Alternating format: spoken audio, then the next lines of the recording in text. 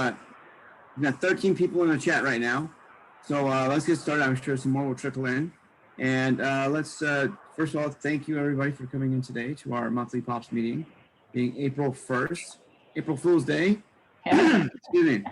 All right, well, let's just start with some introductions here. Someone's audio is coming in kind of garbled. I think it's someone on a phone. I only see phone numbers here. I'll call out names and everyone just do their intros, okay? So I'm Albert Zhao, owner of Great Wall Hardware and also the president of POPs. And Josephine, can you introduce yourself?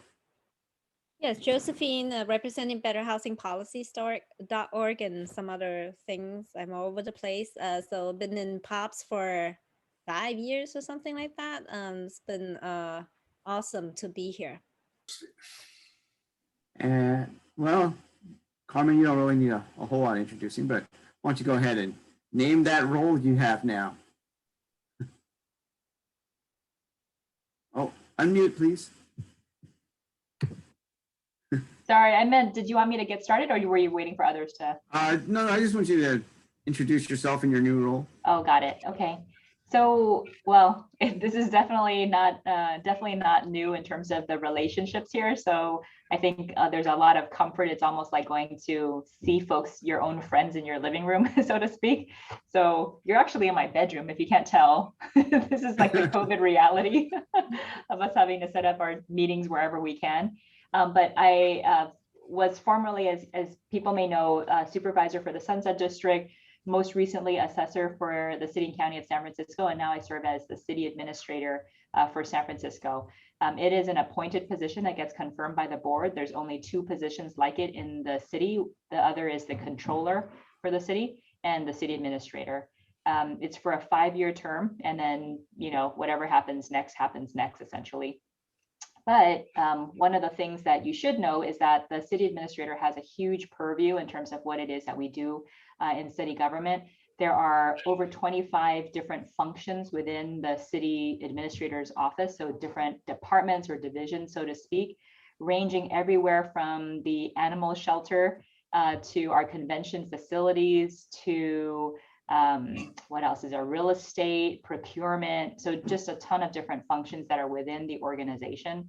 But on top of that, I think the city administrator's office is also viewed as the place where we provide direction in terms of overall city policy on so many things that actually impact every single department, whether or not they are within our purview. So for example, every single department needs space, physical assets in order to carry out their public functions.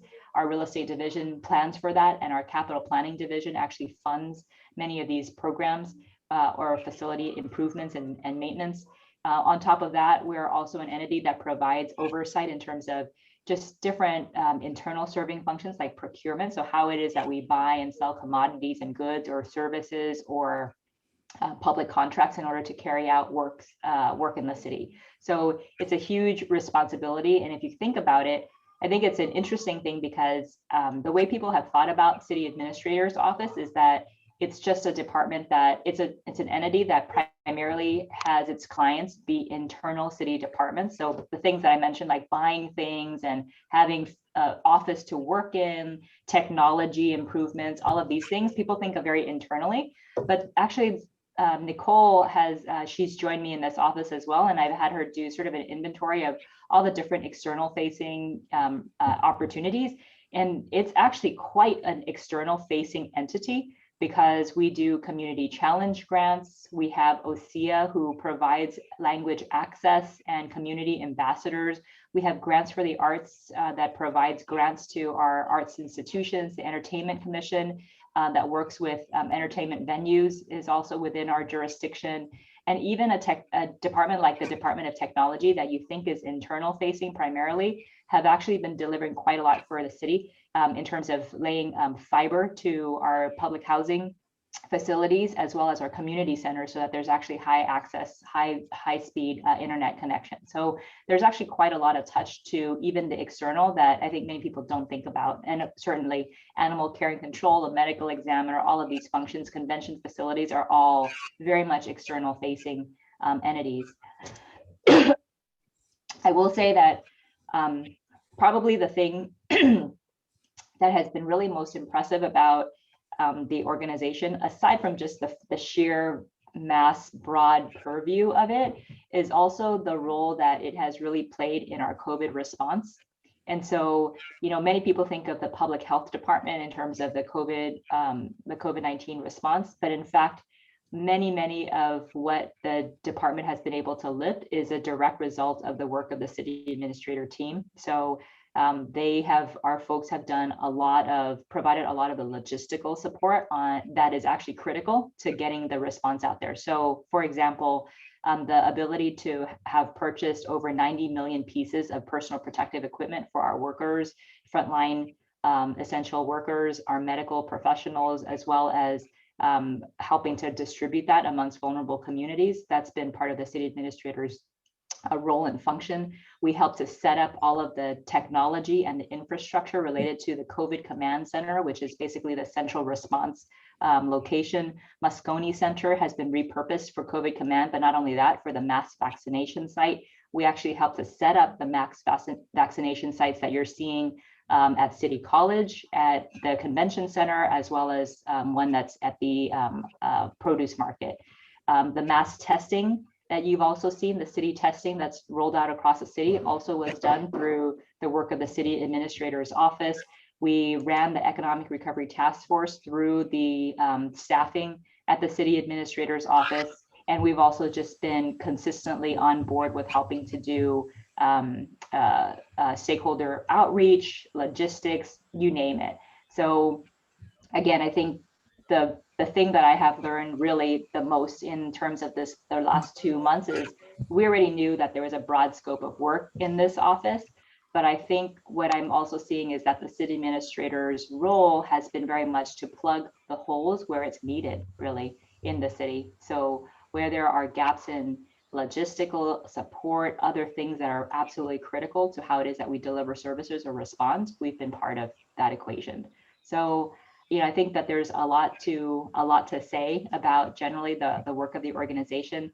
A few things that I'm looking at in terms of my first year, right? I think number one, we have to continue to focus on the COVID response and recovery. And so I'm very much interested in how it is that we open up our economy and how it is that we bring back, for example, convention business and other types of activities that bring people into San Francisco, because we've seen our tourism industry, all of the professions related to it really decimated. So it is something that's really top of mind for me, is how do we do that? I mentioned that one of the things that I'm working on is also taking a look at how it is that we can phase in city services to come back. So again, a lot of city services are available. I think it's just a matter about really opening up to drop-ins and other types of activities that we haven't had as much of in some of the other sites across the city. So that's priority number one, because we absolutely have to get that right. Number two, it's really about making sure that we're taking a look at all of the ways in which we're delivering our services and saying, can we do better in terms of transparency and oversight? I think the city has had a lot of challenges over the last year, especially in the world of ethics and conflicts of interest and other issues that have been pasted frankly across newspapers and all that. And so I think this idea about being really reflective about how we do our work and making sure that it's transparent and really not accepting that how we do things is the way we should continue to do things is going to be important, because I think it's part of how we build back public trust, honestly. So to me, that's going to be a big focus of our work, in particular around the area of contracting.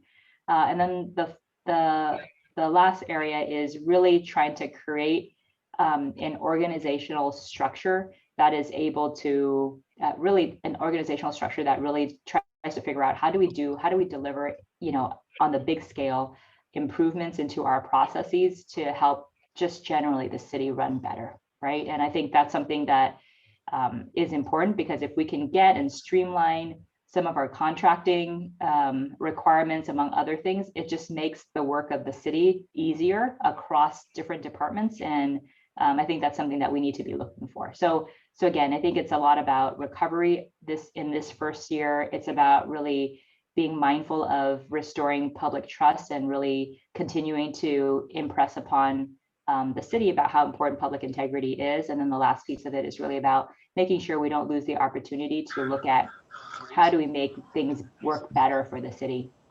The last one I'll say that is on my mind also is just generally, how do we connect people to better understand how to access city services? And to me, that's always been a big one. So that's definitely going to be another project that we work on. But that being said, it's a lot of work. It's a lot of departments and divisions, all with different challenges. And so the biggest challenge for me will be how to prioritize this work, because it's not possible to do it all at once nor all in 1 year. So that will be probably my biggest challenge coming up. Reach in on Steph. Thank you, Carmen. Can I ask, like, with regard to like small businesses, you were talking about streamlining contracting. I've asked many times to other officials about, you know, like making small businesses vendors, selling to the city, interacting and doing business with the city. How can we make that easier? I've been my family, our hardware store had been vendors many years ago, but it was so cumbersome, so just full of, you know, like paperwork and stuff that we just gave up. And with all the paperwork involved, it just whittled away any margin of profitability that made it worthwhile. So I'm just wondering, like, is there a way to do that to help at least, you know, it'd be like a two-part success story, you know, help the city get back on its feet and help small businesses thrive in that environment and help you as well.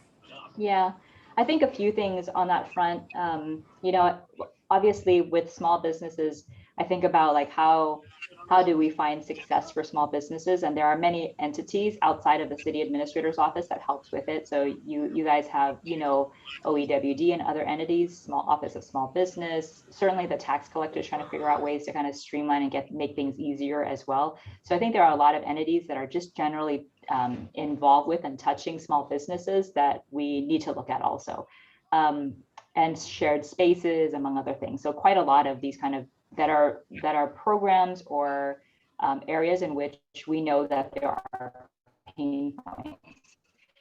The other one is permitting, right? That's a big one for new businesses who are trying to start. That process is notoriously difficult. And so if we can make any improvements in how there was a recent proposition, I forget the letter now, that helped to improve the ability for small businesses to think about in terms of small businesses and how it is that we might be able to help. One is an entity called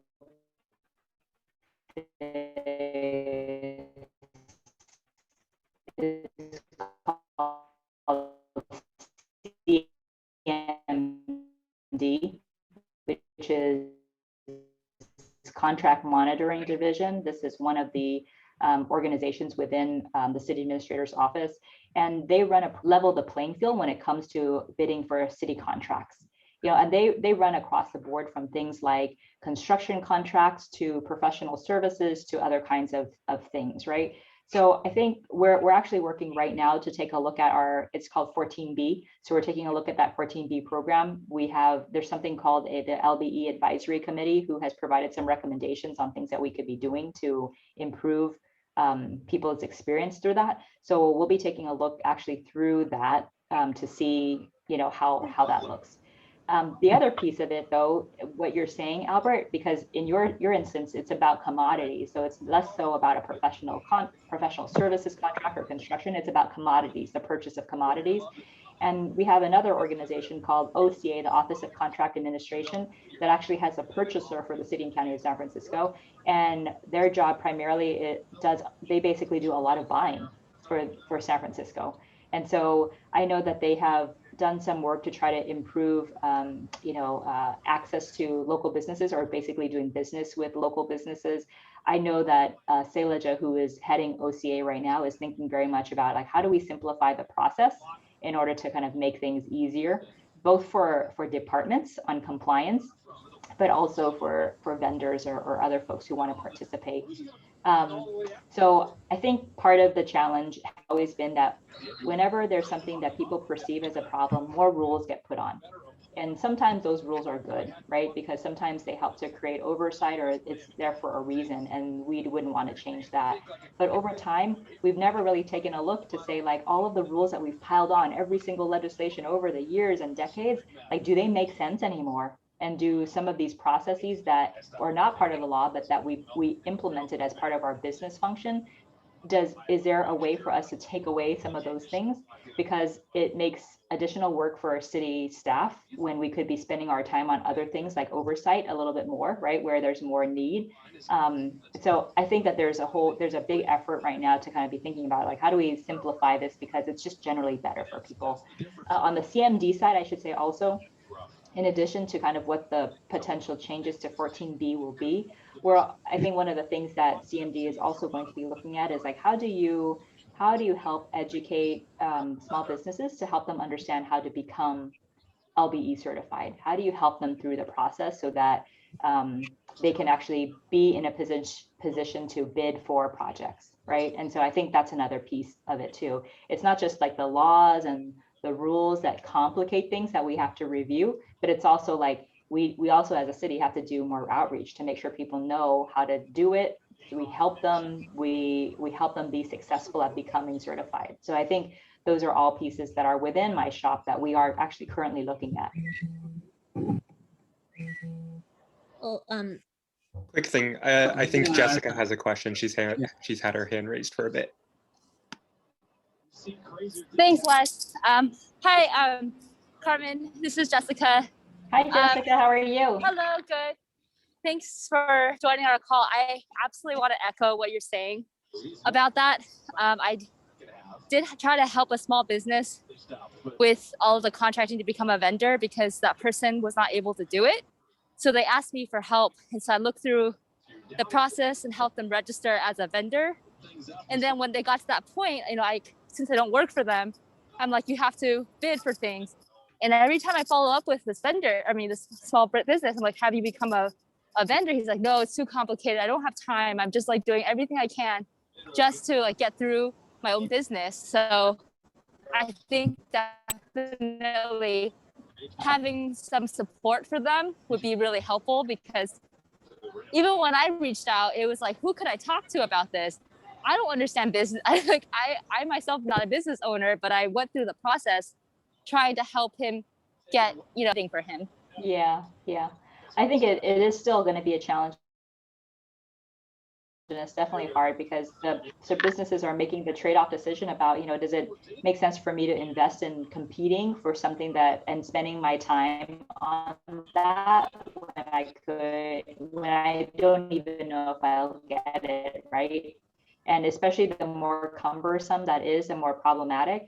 So there's actually micro businesses where the city doesn't have as stringent rules around having to go through all of the formal process of bidding. And that's really geared towards trying to help like those very, very small businesses who cannot, who just don't have like the administrators to be able to do some of that.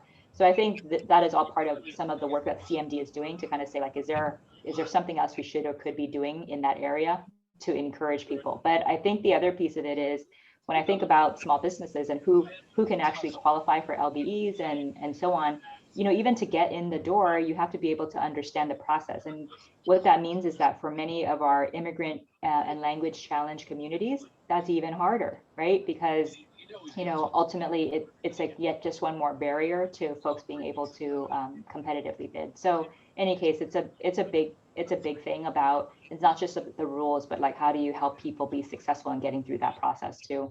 Yeah. So thank you for that, Jessica. And good to hear from you. Good to hear from you too. And I think Josephine has another question.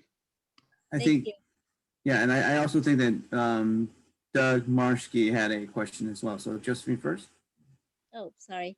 I totally concur with the priorities that City Administrator Chu is doing. I think no news is the best news when we don't hear about all the stuff going on with the corruption and all that. Then that would be great. And I totally think that you will be a breath of fresh air, bringing what you have done in the assessor office to modernize the city administration. Then that would be awesome. That would be really well needed. And I also have went through the certification process to to become a vendor, from a supplier to a bidder. It was pretty cumbersome, but it was good to have some tech help. But I do also hope that for the newbie, the new small suppliers, hopefully there's some kind of hands-on processes and carves out so that they can become more proficient and get into a sustainable process to start becoming bigger suppliers for the city. And I think that's basically what Jessica was asking too. I just felt like that, writing the RFP, getting through all that, and eventually you got nothing. So it's a really a big challenge for a lot of beginners. Esports Bay Area is brought to you by Lazy Boy Furniture Galleries. Thank Live you. life comfortably. Just a note, may I ask, someone's got a TV on and we're overhearing Number 2, someone's TV Mobile Park in Seattle. or radio.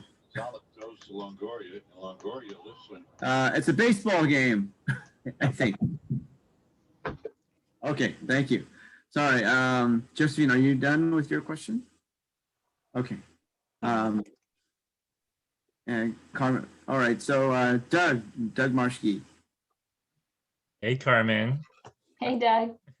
Congratulations. Next step is mayor.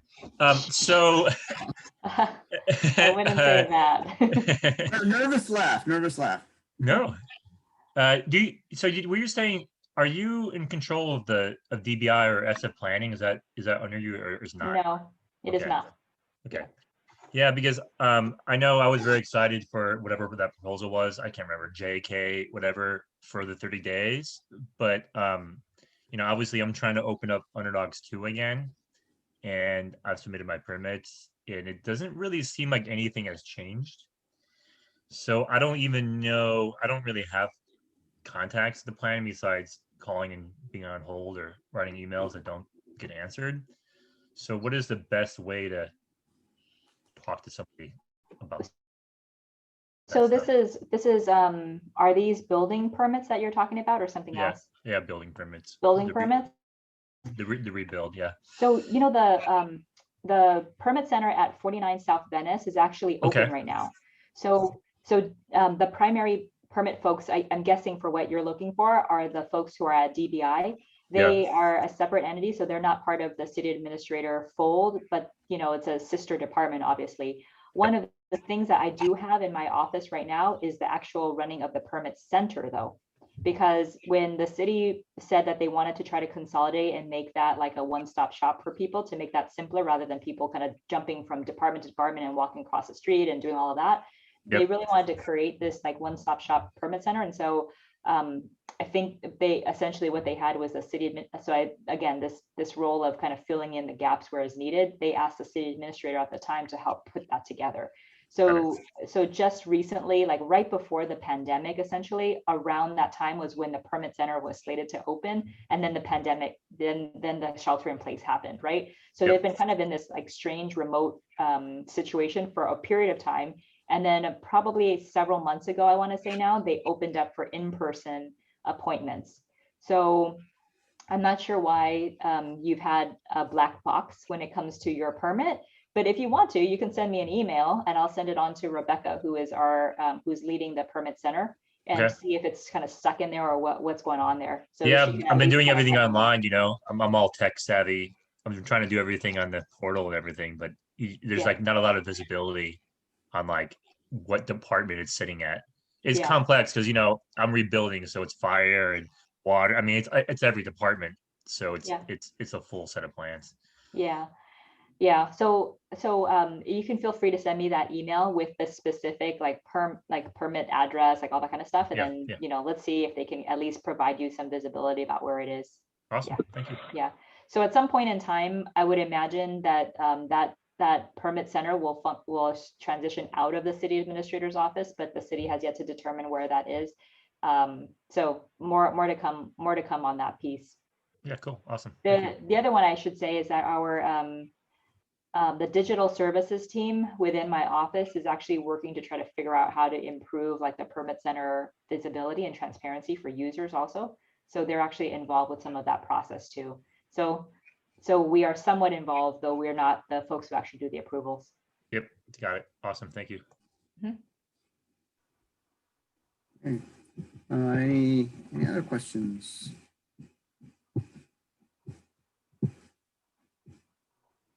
Okay, I think that might be, we'll wrap it up for City Administrator Carmen Chu's portion today.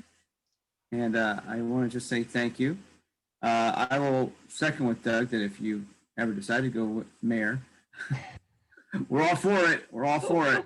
I've been putting this thought like subconsciously into her mind for like years. So I'm trying.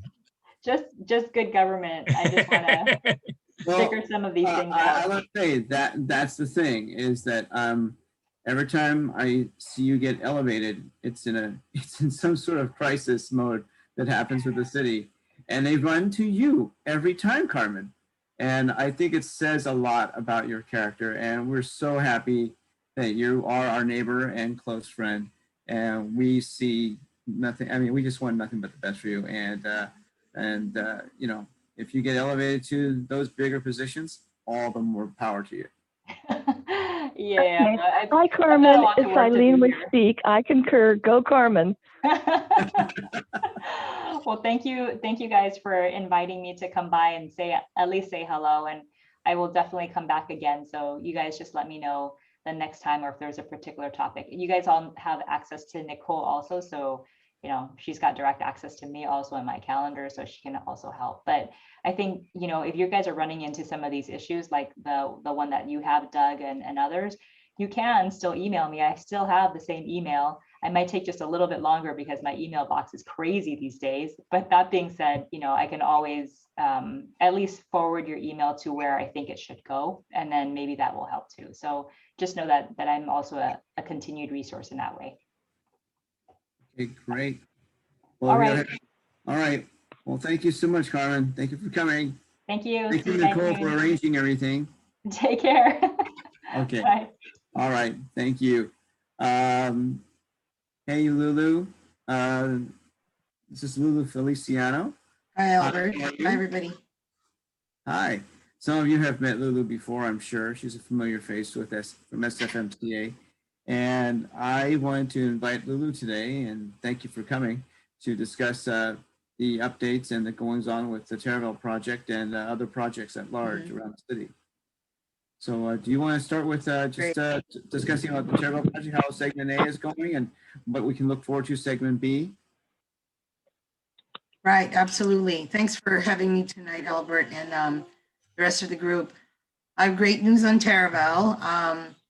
And I know some of you have really observed this closely.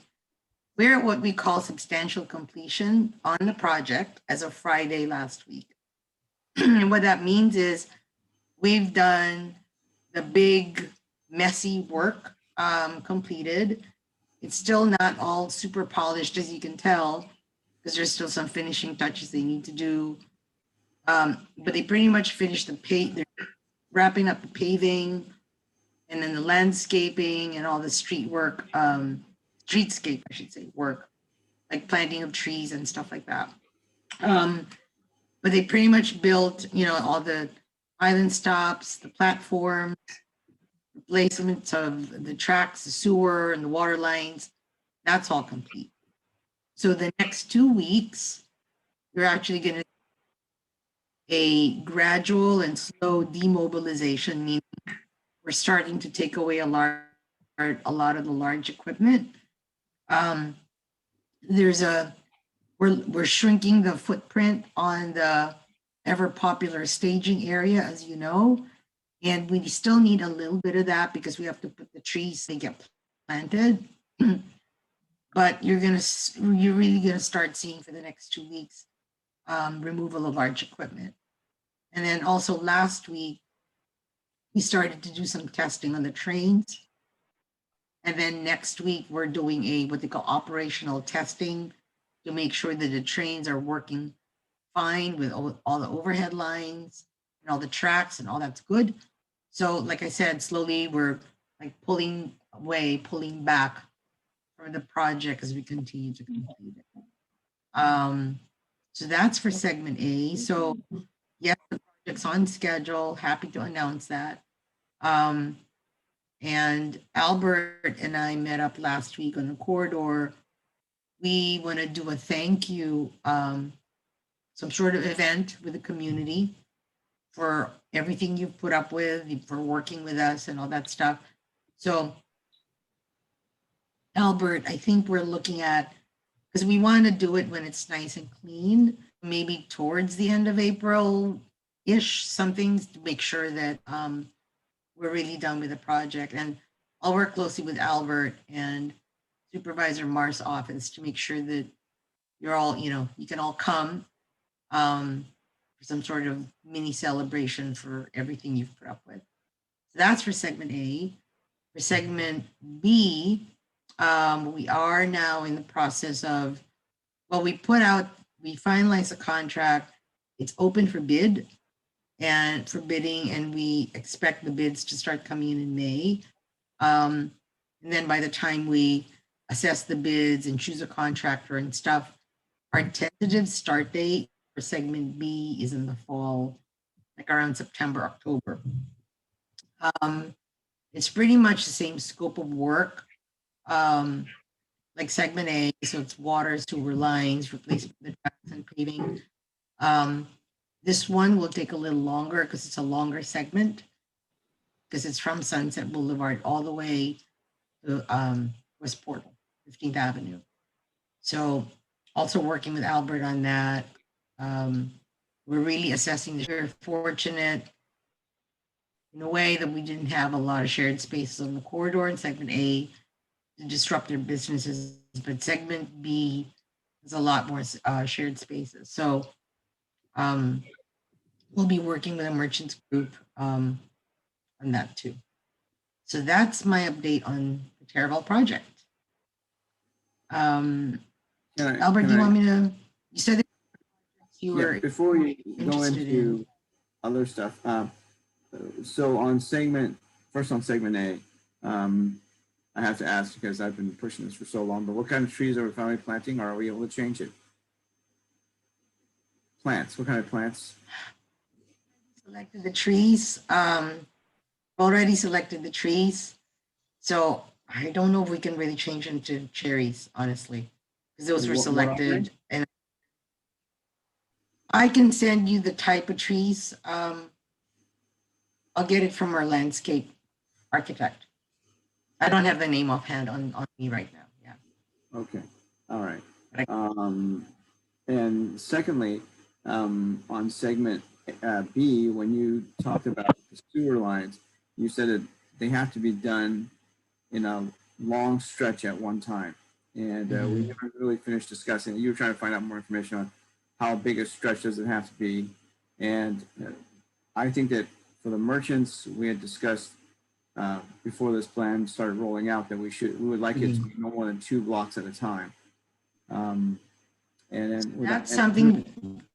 So I want to just find out like where we are on that and what information you might have found out. Yeah, I checked into that. Once we have the contractor on board, that's something we discuss with them. So I know that we don't have, the bidding process is going on right now. Not going on right now, but it's open for bid. So we don't have that contractor on board yet. But that's definitely something that they could work out, or at least discuss within the schedule if it's feasible to do. But I'll make a note of that again. We don't have them on board yet. Okay. We would like to keep the sections in 2 block segments if we can. Right. And- okay. Barry, I saw your hand raised. Yeah, I'm glad you brought that up, Albert. To short sections, and yeah, I understand that when you start to be dealing with the tracks, et cetera, it's got to be longer segments. It can be done in smaller segments. It's perhaps not quite as efficient for the contractor, but it is much better for the community. Because if you're looking at, I don't know what the timeline, I forget the timeline for this next segment. You're looking at a much larger impact on commercial district along Taraval. And if it, if basically the street is torn up all the way to West Portal for what, the next 2 years? Year and a half, that's really a significant impact. And to begin this this work, just as we are hopefully coming out of the pandemic, it's all the merchants in that corridor will not see any benefit at all. Yeah, yeah. So it's that, I mean, this is really serious, the timing, and we've been asking for a long time. Can we have this broken up? And I've given the example several times when the upper market tracks were laid. We really got them to do it, as quickly as possible. And block by block was the major construction, and we didn't lose as many businesses back in the 90s when that track was laid. So I'm very fearful of this next segment and how much more this is going to impact everybody. Lulu, any response? Yeah. Sorry. I can't answer that question right now. I'd have to bring this clearly to the project team or something to work with a contractor. Okay. Okay. Are there any other questions with regards to the Taraval project? Okay. Well, Lulu, can you update us with the other projects that are going on in the city? Just All right, I have a quick. Sorry, I just have a quick make one question. more comment, just as long as we have an SFMTA representative. As long as the buses are continuing to run on Taraval, is it possible to ask the bus drivers to, most do, pull over to the curb for letting passengers on and off? But frequently I've seen drivers continue to stop in the middle of the street at the imaginary boarding island that is not built. And that's, to me, is dangerous. And, to get on or off a bus when cars are whizzing past you I'd like to live a couple more years, Okay. Okay. Thank you for flagging that. Yeah. Yeah, just two quick Did you have a ones. question? Did you say that is the L train going to come back after this is done? Like, I know that we're doing buses, but No, it'll still be the bus service for now. I know that we're slowly restoring rail service, so I can find out from our service group when the L train is coming back. cool. And then you mentioned the infamous staging area. Does that mean that's going to be cleared up by the end of April? Is that's all clear by then, or when? They'll still have some trees there, Doug, because that's the last thing they're doing. Yeah. So we're hoping the staging area is cleared early May.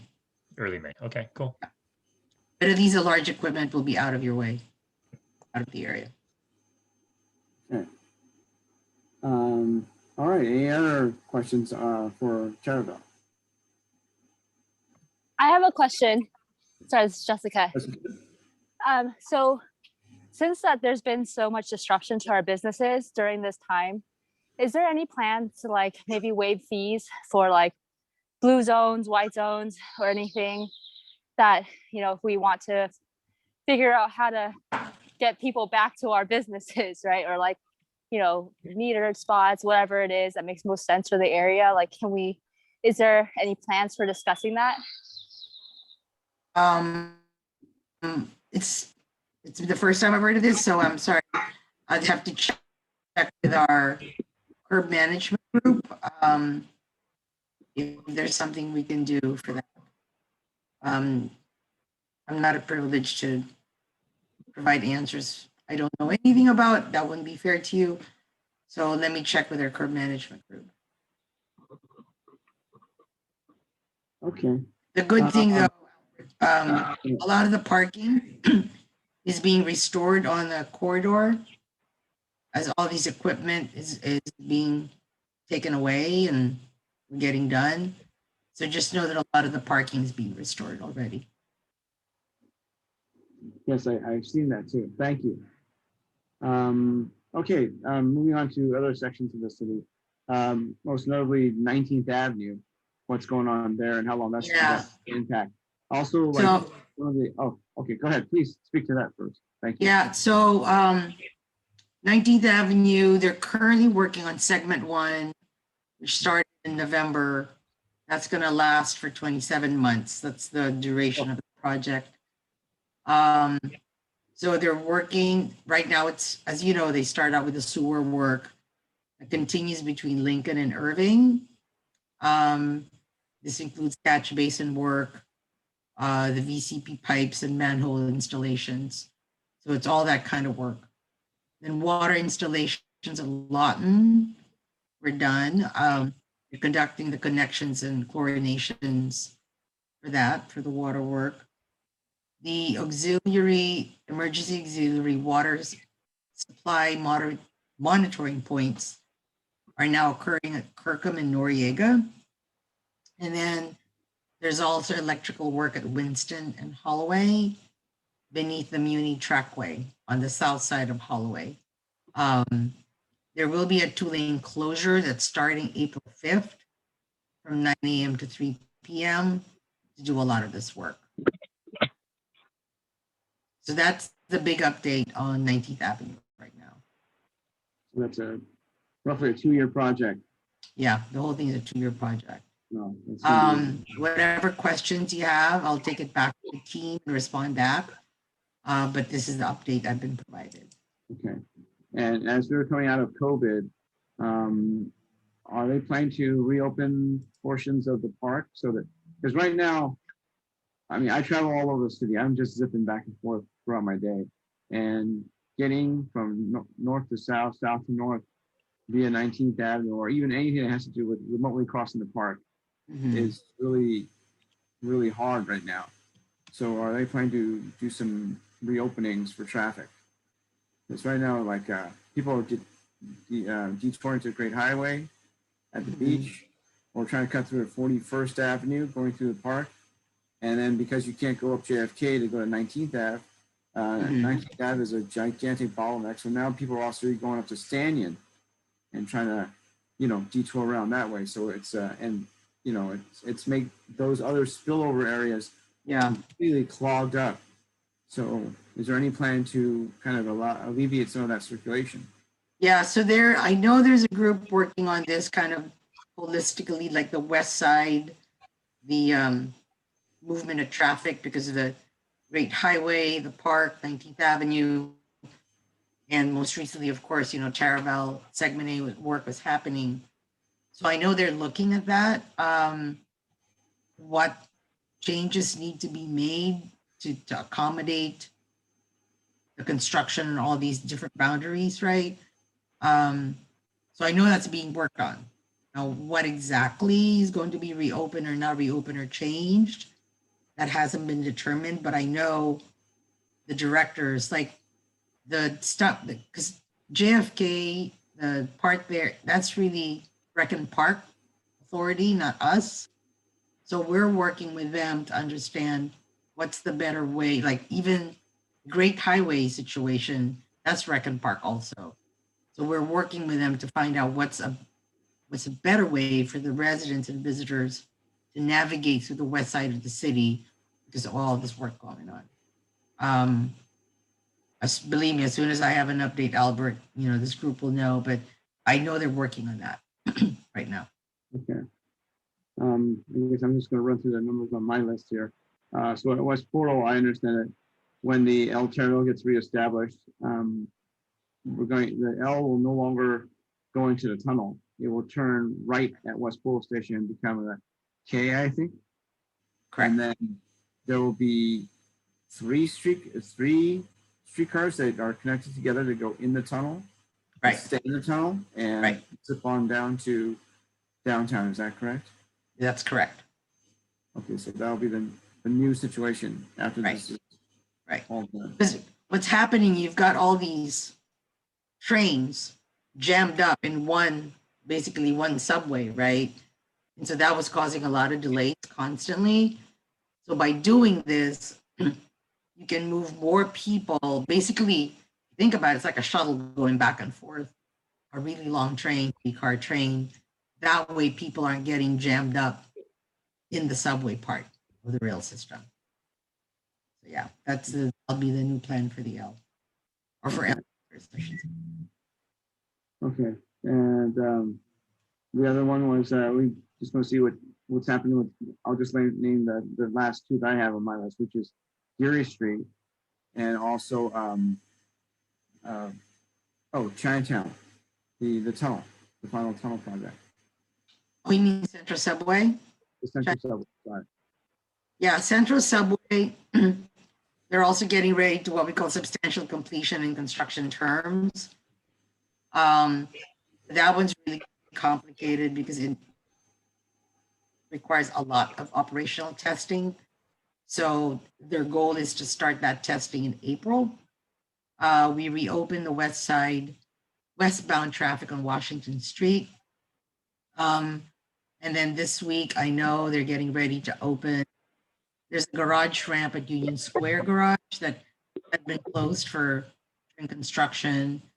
They're planning to reopen that this week or by Monday, I believe. And then also slowly taking down fences and barricades. But as far as the train system itself, it really is a lot of testing, not just for the train, but all the elevators, escalators, safety systems and stuff to make sure that everything works. I was down there actually, literally deep into the tunnel last week, Friday, and it's very complex. And they explained to me all the details of testing is really, the public can't see it because it's all underground, but it's very complicated and we have to make sure that everything's working right before we start running trains. So they're looking at testing for a year. The goal is to be in revenue service by April of 2022. Wow, okay. It's super complex, yeah. That's a year of testing. Wow, that's okay. And then for Geary Street, Geary Boulevard, I'm sorry. Geary, yeah. Hold on, let me read my notes here. So that's doing well. They expect to complete it on schedule by September this year. The work west of Van Ness, it's all the water and sewer work completed. They're doing all the service improvements now, including repaving and installing new crosswalks and bus bulbs and accessibility in the 38 Geary, improving the 30 Geary bus performance. After all of that's done, transit lanes will be installed. Installed will be given the red treatments. So the red lane comes in last. The work east of Van Ness towards downtown, they've completed all the water main work. They're finishing the connections to the property's water service, to the new main line. And they're also installing new bulbs and curb ramps along Geary and O'Farrell. So that project should be done by September this year. It's a lot faster than I expected. It's a lot faster than I expected. Okay. I'm sorry? That was a lot faster than I expected. Yeah. Good. Yeah, no, they're doing quite well. Yeah. Okay. And then you also asked about Venice, right? Please. So that one's moving along finally, because all the underground work is done. So they hope to finish. All the utility work's done. Remaining work is on the surface. So they're finishing the the BRT lanes. All the work is mostly in the middle now, where the bus will operate. But they're still doing some road and sidewalk repaving, installing poles that will provide the lighting, the power. I don't know if you've been on Van Ness lately, but some of the lights and traffic signals have already been installed. They're still wrapped in plastic because they're not operable yet, but they've been installed. They'll be planting hundreds of trees, installing new irrigation systems for the trees. And then after all that work done, they go into training and testing with the BRT system. And then, of course, we'll be doing outreach to the community so they're aware of, there's training going on in the middle of the street. But that one, they expect to finish early of 2022 also. Okay. Yeah. All right, cool. Any other questions for Lulu?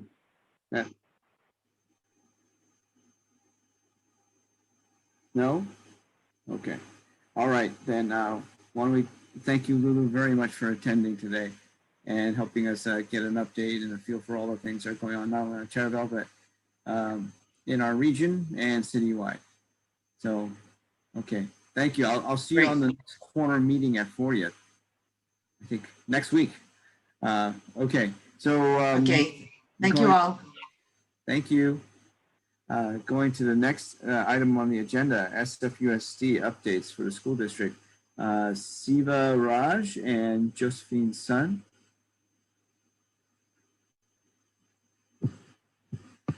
Hello. Hey, hi. Hi. Hello. Hi, Siva. I don't know you, but Josephine highly recommends you for getting updates with the school department. Yeah. So, Nice yeah. So, maybe I can do a 5-minute, 3-minute intro of setting up this call. So I'm very happy, glad to have Siva and Autumn here. They're both parents. Siva is a parent of 2 kids from at SFUSD, and they are doing tremendous work for the parents. I kind of wanted to go through what's going on with SFUSD on school reopening. Can I share screen? Yes. So it's a continuing saga. So last monthly meeting, I went through a whole long list of what's going on with SFUSD. And so then there's more going on about in-person learning for school reopening. So after you guys hear, this part, then we can transition to Siva, so, and Autumn. So. Right. Josephine, I got you co-hosting. Okay, There you go. I got it. So for school reopening for in-person learning, pre-K to 2nd grade will start April 12th and 19th for wave 1 and wave 2. 3rd and 5th grade will open April the 26th. So basically all elementary school will open before the end of April for in-person learning. However, middle and high schools will have limited sports, but no in-person. There are some challenges with school reopening. One is the timeline, like April 12, 19, 26, who opens when, were very confusing. A lot of admins were having trouble trying to figure out which wave they were in and which bucket they supposed to go to. And then the scheduling was a big mess. The scheduling from the central school districts basically says, well, you start with the schedule, the day with distance learning, and then you transition into in-person learning and then go back to distance learning. So like all the school side teachers and admins were like gone crazy, right? So in that schedule did not allow double up. You cannot have in-person learning and distance learning coincide at the same time, with a little bit of a beginning, wrap around in the beginning and end. So eventually they work it out. So the central let the site have some flexibility, even though it most of it was negotiated with UESF and supposed to be like rigid, but they worked it out. So, but it was stressful, those few weeks were, I don't know about Siva, but it was like so stressful for me, as I have multiple roles as like a school district family liaison working at a school, and also as a parent, and then also a community member. So I'm like very I was hearing a lot. So there were a lot of other issues. So at this point, I will hand the ball to Siva and Autumn. Hi, thank you. So Autumn and I are co-leading the campaign to recall the school board. And so I just wanted to give you guys a quick introduction of why we're doing this. I guess many of you are familiar with kind of the challenges with reopening that Josephine talked about. We've also seen the school board kind of focus on many issues that are not really priority for parents. They may be important to do, but are not urgent. They've focused on that. And as a result, our reopening calendar was pushed back quite a bit. We've also seen them make some really rapid decisions, especially around Lowell, for example, without getting adequate community input. That has changed the way that students are admitted. And while there are pros and cons of each of these methods, in the end, I think we expect our elected leadership to kind of listen to the community and give community an opportunity to provide input before making these decisions that could have impact on everyone. And of course, since then, we've also seen, some of the tweets that Commissioner Collins had written up a few years ago. And then we've seen the reaction to that being published, etc. So overall, we're finding that the school board essentially seems to have forgotten that its primary job is to educate our children. Right? And they've been focused on issues, everything else other than education. And so Autumn and I launched this process about a month ago. And since then, we've had actually, strong support from large sections of the community. We are nonpartisan. We are not affiliated with any political entity. And we intend to stay that way. We are parents, we're not politicians, and we want to stay parents, right? And we're doing this because, not because we want to, but because really generally we feel we have no choice but to, right? It seems like the only way that we can actually communicate to our elected leadership that they need to listen to us, the community and the parents. You were involved in organizing a lot of protests, but it didn't seem like that was having any effect on the school board at all. Exactly. And so, so big picture, we spent the last month or so, doing a lot of the legal preparation. In parallel, we were kind of also running the social media campaign called 30 Reasons to Recall the School Board. And, out of that campaign, one of the things we did was publish the tweets and, many other things. We're not just, while the tweets have kind of created a media firestorm, we're also generally concerned about the overall direction in which the school district is going. We're faced with serious, budget deficits that were already big. 700K per school, right? Yeah, it was 70 million before, and now it's ballooned up to 113 million at the last count, potentially 130 to 40 million based on the 9% drop in enrollment that we're seeing right now, which could be even worse by the time actually schools start in the fall, because we still don't have a clear guarantee that all kids are going to go back full time in the fall to schools. And so big picture timeline, literally a couple of days ago, we got approval to start collecting signatures on the petition. And so we put the petition on our website today. We're still kind of trading through the instructions, etc. But we want to make it easy for everyone to download the petition at home, sign it, get your family and friends to sign it. If you feel strongly that the school board needs to be recalled, and then mail it back.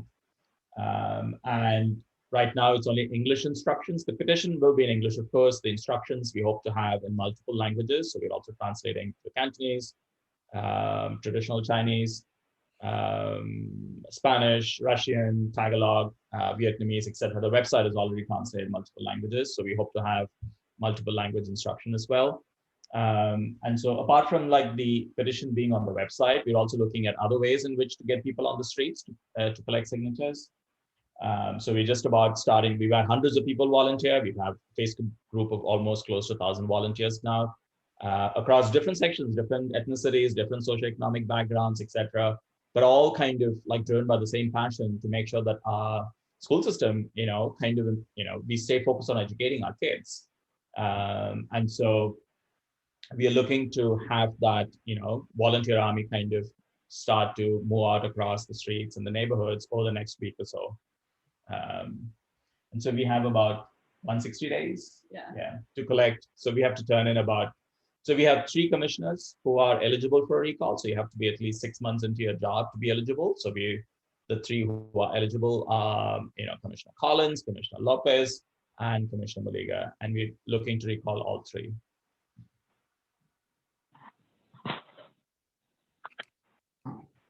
So I just want to stop there and see if you guys have any questions.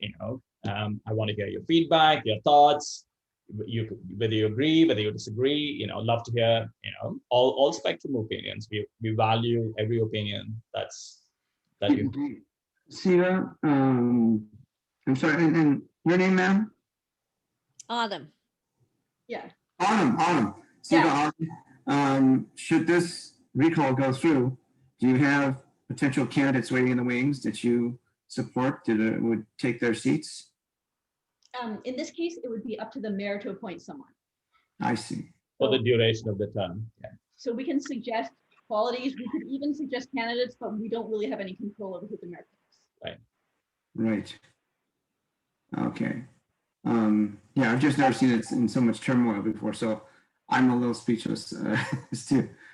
But if anyone else has any opinions about that? Is anybody following what's going on with the school board? It's too depressing. I don't know how you can't follow it. It's everywhere. Yeah. Yeah.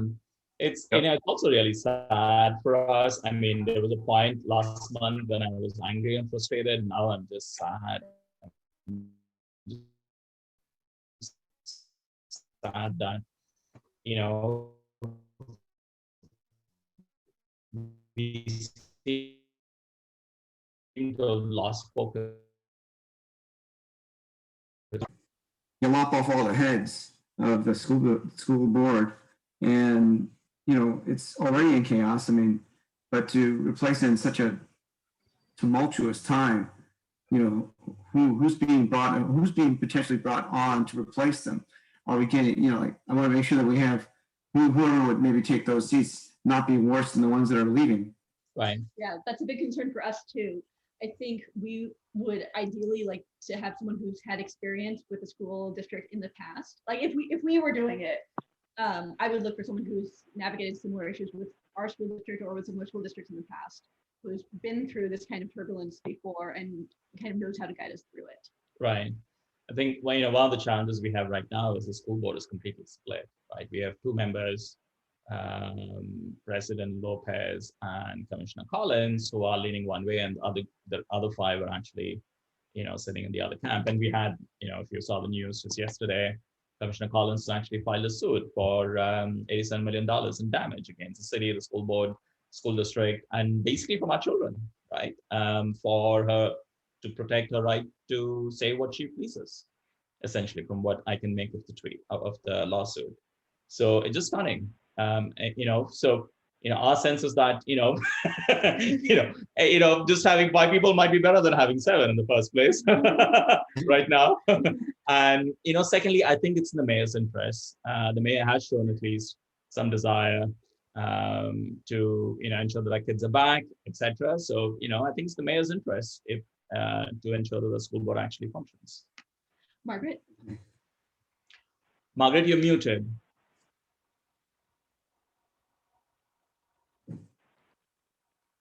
Sorry about that.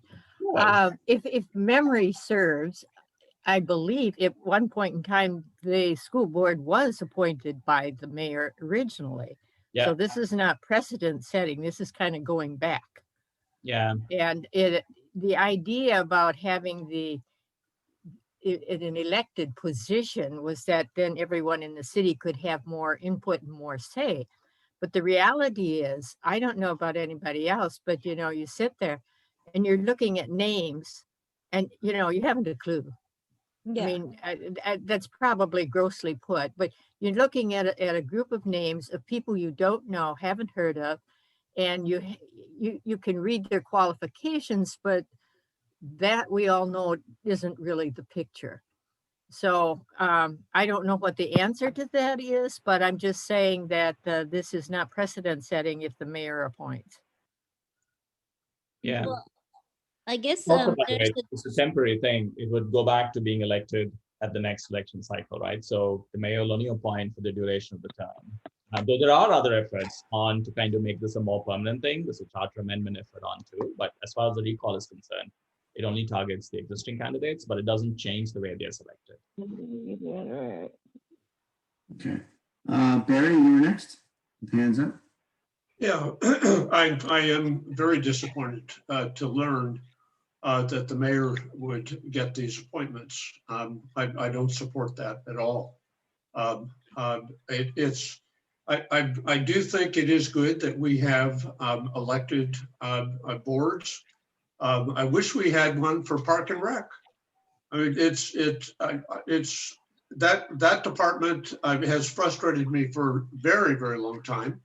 And it is, we're monetizing our park access, all the assets at the expense of people actually being able to get out and enjoy nature. The list in there is very, very long. The mayor, I think, has too much power in this town.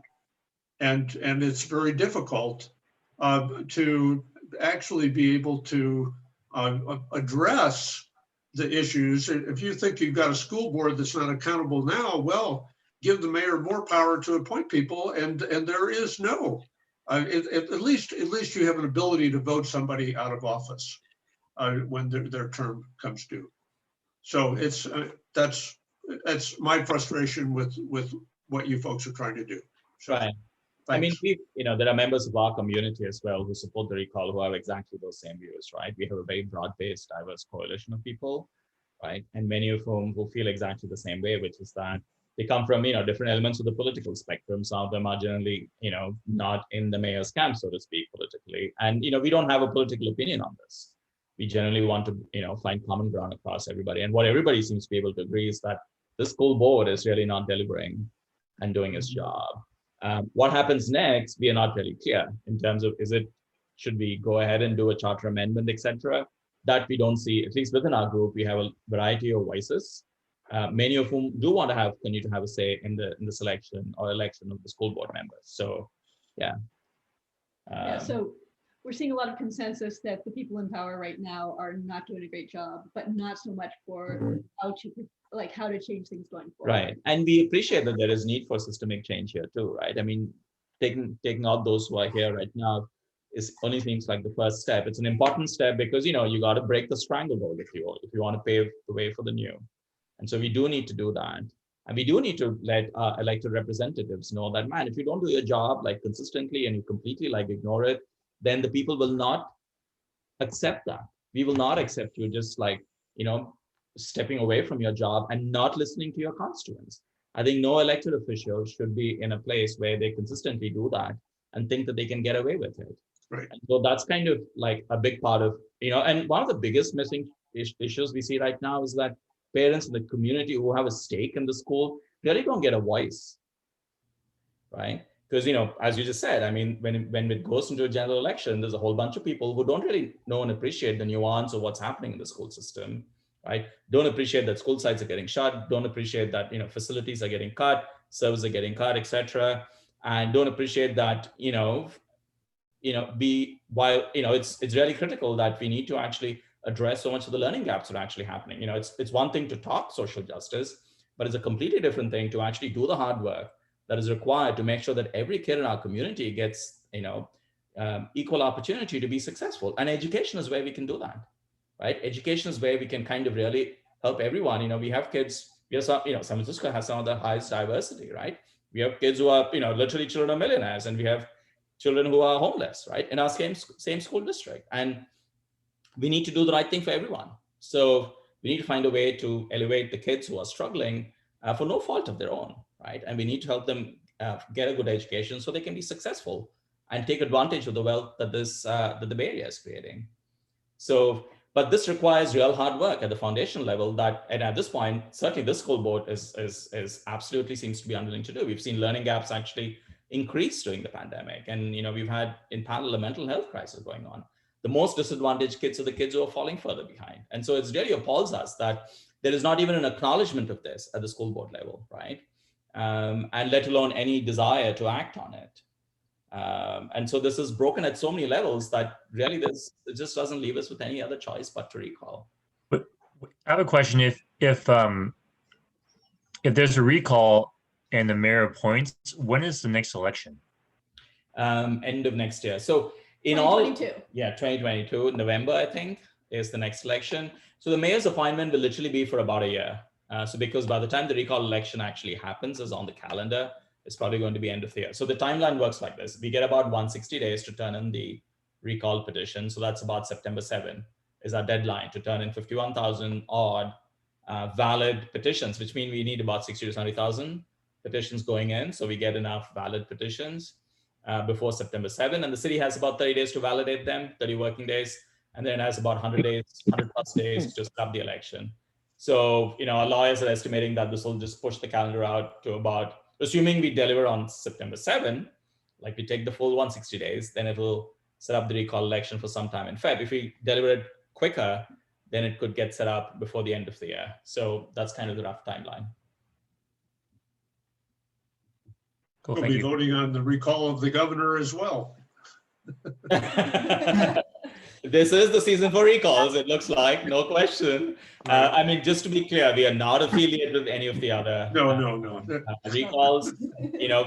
We do not have any connection. We do not have an opinion either. As a collective, we do not have an opinion on them because everyone's, those are, Yeah, but I think Albert, watch out, man. We're gonna recall you, Albert.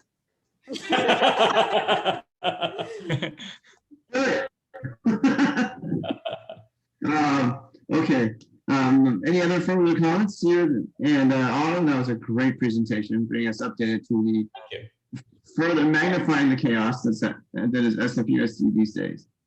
Anyone else have any questions? Okay, very good. The last one before I jump off is just say, if you guys are interested in signing the petition yourself or circulating, just go online to our website. That's recallsfschoolboard.org. I'll drop that into the chat so you have the address. And then that, you can sign up there. The petitions are live now. You can download it, you can circulate it, you can spread the word to your community if you're interested. So thank you. Thank you for coming. Thank you for having us. Really appreciate it. And for your questions. Okay. I'm just going to go ahead and move on to the next agenda, which is for our own internal discussion. But so anyway, I think that now that the the pandemic levels are going down, that we might want to start thinking about events again for Taraval Street and starting to act more like the pops of before. So one of the first things I wanted to think about was, would you guys be in favor of, first of all, starting events up towards the end of the year, and specifically movies in McCoppin and possibly the Christmas tree lighting? Yes, from Barry. Peter, Doug, Josephine, Margaret, yes? Yeah. Okay. Yeah. Good, safe outdoor entertainment. So I had some thoughts about movies in McCoppin that I thought that maybe we can do a slightly more muted version that we had from previous years, in that we can't really pass out food. So popcorn, hot chocolate, all that stuff are kind of out, but maybe we can do like bottled water. But what I was thinking of doing in lieu of that would still support merchants, is that if we can get the merchants to provide some sort of same as cash coupons that we can pass out to like people that come to the movies, so they can go out and visit your restaurants and shops. And so that would be a way to get them to participate and kind of disseminate a little bit of spending on the street. So, and also at the same time, try to elicit some donations from, people like corporations, maybe, some large players in the city, such as Airbnb, which I've talked to in the past, and possibly like Chase Bank or Sterling Bank and so forth. Margaret. I have a brief bit of knowledge on this since with Senior Power. We're having our first outdoor event on April 8th. And what you can and cannot do outdoors, you can still do packaged food. And if you're doing movies, you can do candy bars. I mean, if you really want to ruin the kids' teeth, but it's a possibility.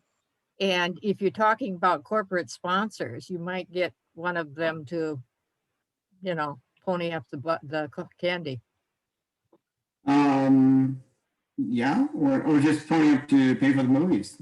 Simple as that. I really don't know where OEWD is this year as far as funds for community events like this. I'm due to meet Judy Lee next week and have a chat with her about it, but I don't know just yet. And so I really don't want to expect to count on her or expect to count on the city to give us those funds, because I have been hearing, and Lulu from Muni, I had a meeting with Jeff Tumlin about a week ago, and they showed us an income graph of what Muni's been going through, and it's pretty devastating.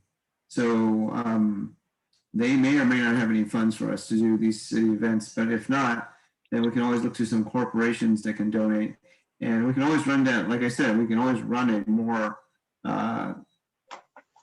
streamlined, skinnier version of Movies in the Coffin, just to keep it going until things really start kicking up again. But I think it's important to have the presence and actually let people see that, we're finally turning back into some sort of normalcy. Howard Chin, you have a question. Yes. For the McCopen, I would suggest maybe asking Regal Cinemas if they would like to be a sponsor, because they're opening up their new theater and they would probably want more, people to know that they're open. So they're a new kid on the block. So, and they're right in the neighborhood. Okay, that's Is this the theater at Stonestown opening?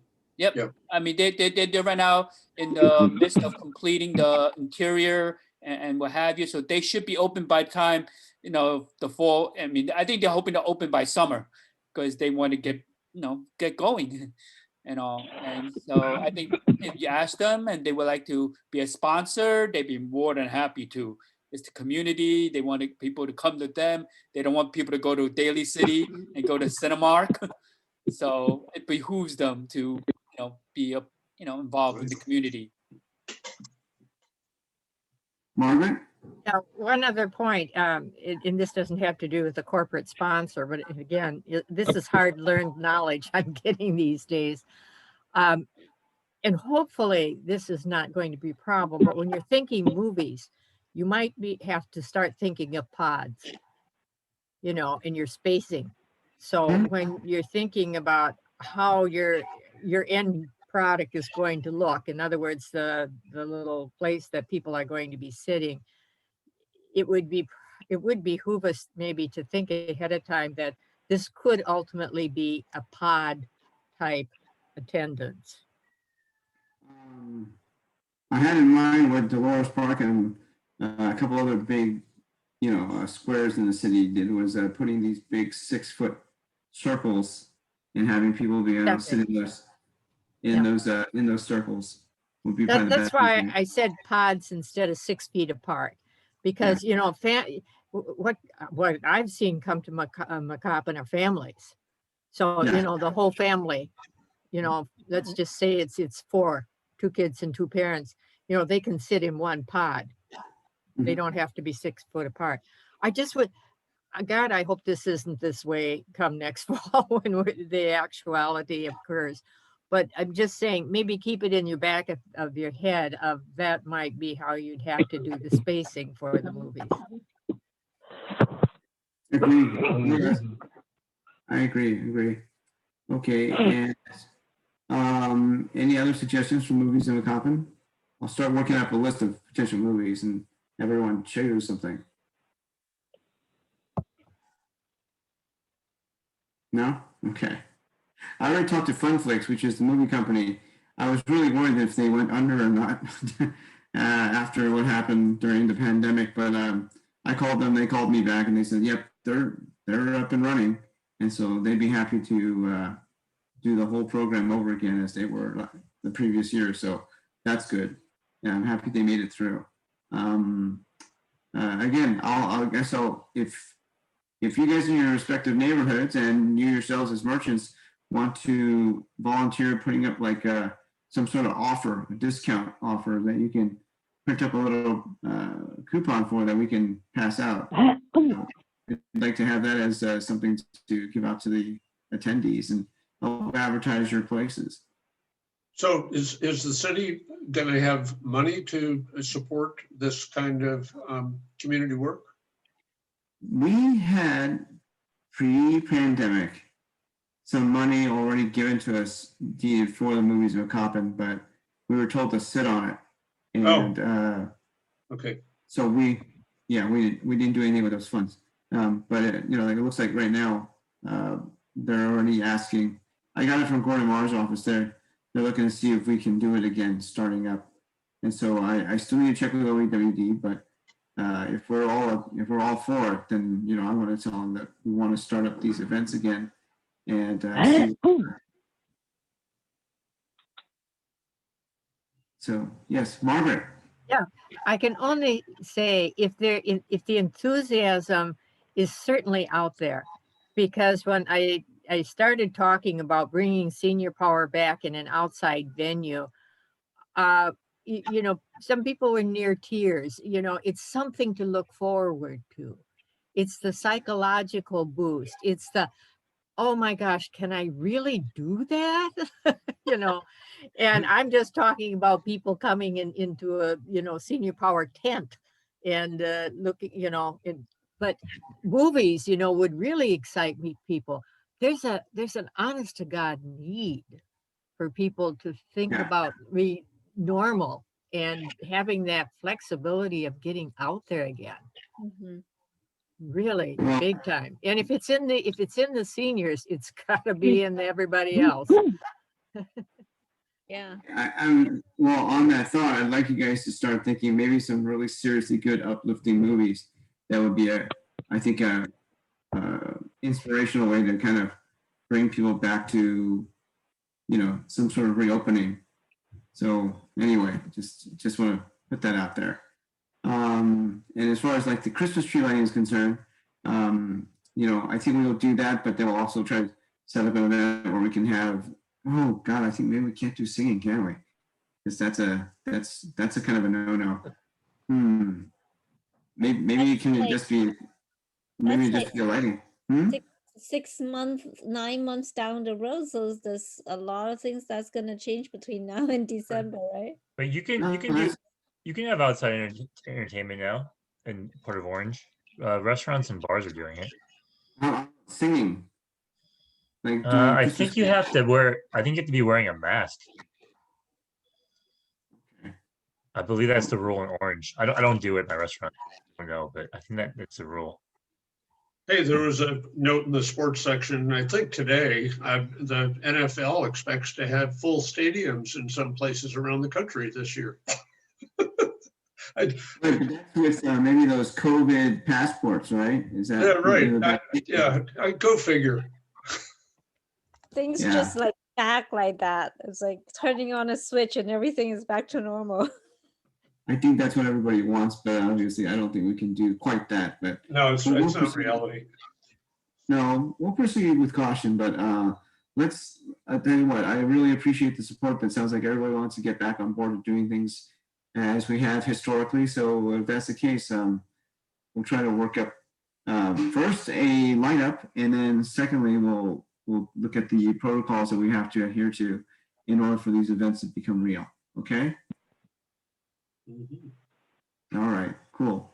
Anyone else have any other items they want to announce or have questions about? Make comments? Can I make it Margaret? official?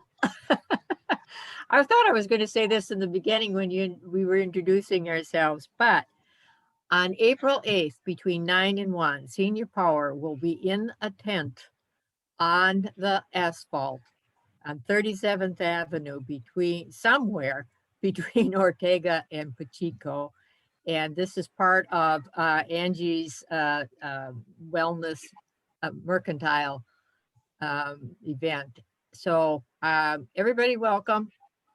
Let your elders and your family know. Bring them along. If you've got you're on your coffee break or coming by for lunch or whatever, have a stop by and have a look at what's going on. The seniors I've got 3 presenters because this is kind of like a show as opposed to the old style when we would have a formal lecture. And there's a gentleman who has done beautiful watercolors and had never taken up a brush before COVID. He learned to do this at home, and do classes online and things. And I've got some of his prints to show. I've got a neighbor who took up gardening with a passion, and he's got succulents coming out of his ears. And I have a woman who writes. She's going to be reading some stories and some poetry. So there's a little bit of everything. I've been told that the Sunset Beacon may drop by. Heaven knows they're bound to come when we're struggling to get the tent up because none of us know how. And so, it might be fun just to come and watch. But you're all welcome. You're all welcome. You've been good supporters of mine, and by all means, anytime. It'll be every second Thursday of the month at the same time. So we're out, listen, seniors are leading the way. We're up and out and at 'em, guys. We follow you, Margaret. Oh, congrats, All right, great. Thanks for the announcement. Okay, anything else, anybody? Okay, well, then I move to adjourn the meeting, and I'll reach out to you guys as soon as I have like a little bit of a movie list for you guys to select from. Okay? Okay. Thank you. Thank you, Albert. Thank you, everyone. Thanks, Thank you all Albert. so much. All right, bye now. Bye. Bye. Bye.